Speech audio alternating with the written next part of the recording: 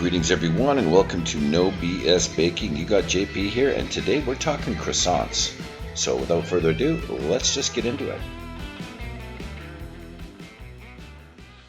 Now anyone who makes croissants will tell you that making the good ones, that just takes time.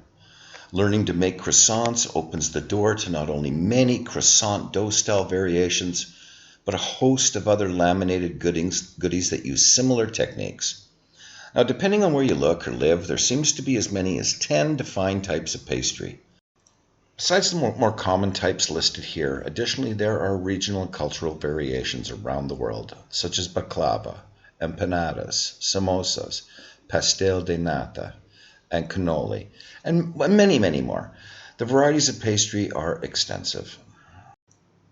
Getting croissants figured out will open the door to understanding pastry and the wonderful products you can make with this process. The common denominator is that they're all primarily made from flour, water, and fat. Some include lamination process, some do not. Some are sweet, others are savory, containing additional ingredients and ratios depending on the intended use and desired characteristics. So we're talking croissants, so let's look at a recipe I pulled off the web. So I put the recipe into Baker's Percent and the author states 8 croissants. So we know that these will be 120 to 125 grams each. Not surprising, 1% yeast and 2% salt are basic dough standards and hold true in this recipe also. As we look at the characteristic factors, it will be a sweeter dough at 11% sugar.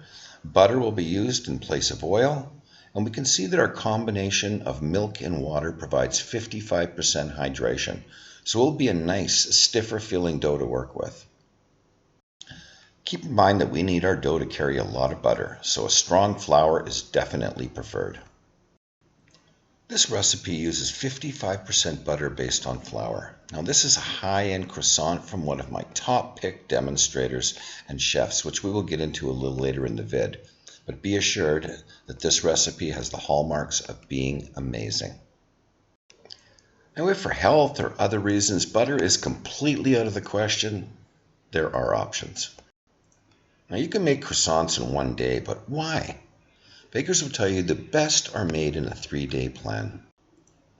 If 3 days are impossible, at least make it a 2-day plan with one night just for the dough.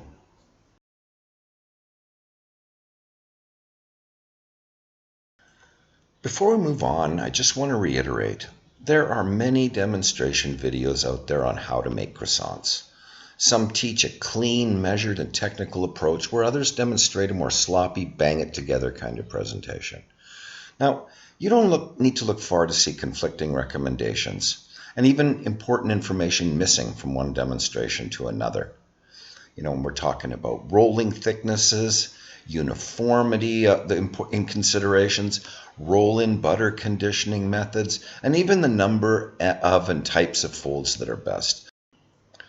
So as we move forward, I've opted to present techniques, measurements, and processing recommendations that I felt technically to be spot on, and hopefully serve as a solid base for you to work from, and if you desire, tweak your croissants to just the way you want them. So let's get the butter in. The first thing we need to do is create an even square block of butter. Now everyone with a video out there shows you their technique, most often using parchment or wax paper. The dough is then rolled out to the same height or slightly more than the butter block, and the length is rolled out to double that of the butter. Ideally, your butter block and dough should be similar thickness. Then it's simply a matter of placing the butter block in the center and either fold the edges or use the stack layer technique as shown.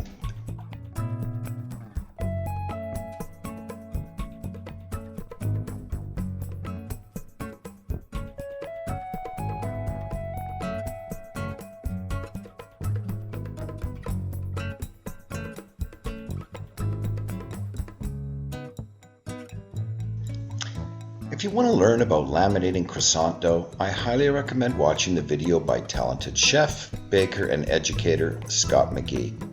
Now, while he uses commercial equipment in his tutorial, what I truly appreciate is his attention to detail and technique. and all of this can be easily applied by the home baker. In my opinion, this video is an excellent recommendation. See the link in the description. Based on the recipe and total hydration of 55%, this dough will be tighter and easy to manage. For those of you who have watched my channel, you already understand the effect of overnight conditioning. Don't be fooled by low mix times when using strong, high-protein flour. Yes, you can mix less when overnight bulk fermenting, but mix until you at least start getting a good window pane to form. Now, even bakers like Scott McGee tell you that they mix less, but they also are using reducing agents, which they don't properly explain. 8 to 9 minutes with a 24-hour overnight ferment will be good. Now, regarding roll-in butter, always start with a high-quality unsalted butter with a butterfat content of 80+% and a low moisture content wherever possible. When you're rolling or flattening your butter, try and get it to around the same thickness as your dough. If the shape works out to more of a rectangle than a square, no big deal. And the ideal temperature range for your butter and dough should be between 50 and 60 degrees Fahrenheit, with 55 being ideal. So now we are ready to do our first rollout of the dough with the butter block inside. So the first thing to do is rotate your dough 90 degrees so you're rolling in the same direction of the seam, not against it. Gently and methodically roll out the dough to 3 times the length while maintaining a width of around 20 centimeters or 8 inches. Now try and keep the dough squared and even thickness of around 10 millimeters or just under a ½ inch. For my croissants, I like to do a 4-fold initially. Here is a diagram you can pause the video on which shows the 2 most used 4-folds. I will opt for an off-center book fold, which looks something like this.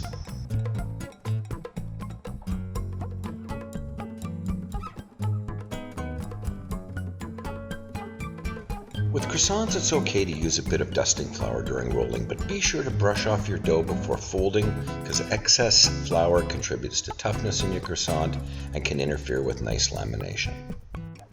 Now, there are many folding techniques, and each baker has his or her own recommendations for what is best. For me, I prefer a folding plan like this. And when it comes out to rollout thickness or what height to roll your dough, it's all over the map. For myself, I like a gradual reduction approach that starts at 12 millimeters and works its way down to 8 during the folding steps, with the final rollout thickness for cutting the triangles between 3 and 5 millimeters or around an 1/8 inch.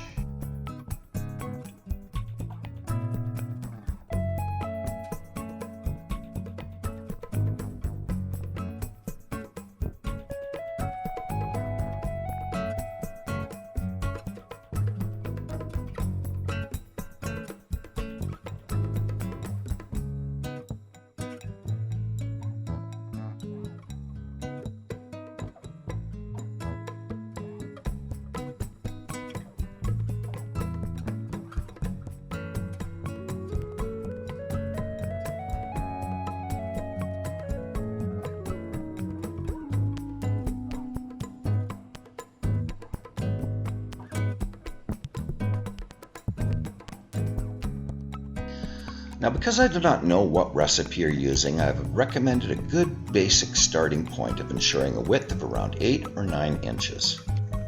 Then just square up your edges with a knife so you have nice, clean lines for your dough before you cut your triangles. Here I've listed some common croissant dough weights before baking. In the case of this recipe, the plan is jumbo croissants with a dough weight of 120 grams plus, so you may opt for a slight adjustment in the size of the triangles you prepare. Now, there are many different recommendations for triangle-based widths. I have seen them from 3 to 7 inches depending the product, and lengths from 8 to 12 inches. However, 4 inch by 8 or 9 inch long is pretty much the go-to measurement and works in most all cases. So, determining how long your dough needs to be is calculated based on your triangle plan. In this example, we can see that by using 4 inches or 10 centimeters as a base, we need our dough to be 18 inches or 46 centimeters long. Now, don't worry about the trimming. You could use all the scraps to make some twists or other little creations so as not to waste any of the dough. So if for any reason you find that with the recipe that you're using that your dough is just a little bit too thick, say it's 6 centimeters and you actually want your croissants before rolling to be a bit over 3, no problem. Adjust your length or width slightly, maybe even get another croissant or 2 out of it. Now, there are some channels that show this technique, and even more common, a lot of store-bought croissant dough comes like this. From a visual and finished product perspective, I personally hate everything about this. And to be honest with you, I don't know what to say about this, so, you know. Unfortunately, from another angle. And you don't need to be a rocket scientist to imagine what the finished product was going to look like. Now compare this to this. Now I really like this lady's demonstrations and the products she produces are nice, but I'll talk a little bit more about her shortly. Yes, you can make croissants in a day, but why? So much additional benefit comes from giving the dough overnight bulk proof. This dramatically improves flavor and provides conditioning the dough, making it more pliable and extensible. Prepare your butter block in advance, forming and conditioning it to the desired size, thickness, and texture. By doing this step early, you could simply just allow the block to warm up a bit before use and you're ready to go, versus beating it to death just prior to adding it. The Goldilocks zone for most pastry is 50 to 60 degrees Fahrenheit. Above 60, make sure you cool it down. Below 50, warm it up. So take your time and plan neat, clean lines and accurate measures when working with pastry to get the best results. Now this product isn't cheap to make, so why not make it the best you can? Croissants are delicate and carry a large amount of fat between thin layers of dough, so determining optimum proofing can seem daunting. As with most information online, ideal proofing temperatures seem to vary from one site to another. Now to simplify this, there are some common guidelines. However, you can proof on your countertop. Like all breads, it just takes a little longer. The same rules apply to croissants as they do to most breads. Don't let them dry out, keep them moist. Double in size, and if you can get them to wobble a little bit if you shake the pan gently, you pretty much determine that they're proofed. Time depends on temperature of dough, the environment, etc., so focus on double in size as a common guideline. I want to make a quick note on folds, which represents the number of layers at the end of the day. Now some say 3 folding steps excluding adding the butter block, some say 6, and then there's everything in between. Now really the number of folds you do is up to you and your desired characteristics. Keep in mind that additional folds require more time and effort, as well as careful handling of the dough to maintain its structure and prevent overworking. The thinner your laminations, the better chance you have of the butter simply melting into the dough.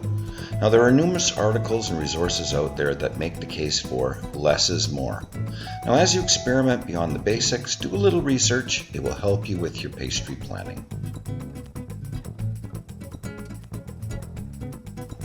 Number 1, weigh your ingredients. Volumetric measures are not very accurate. Keeping your dough cold is critical in laminated pastry. Too cold and you can damage the layers.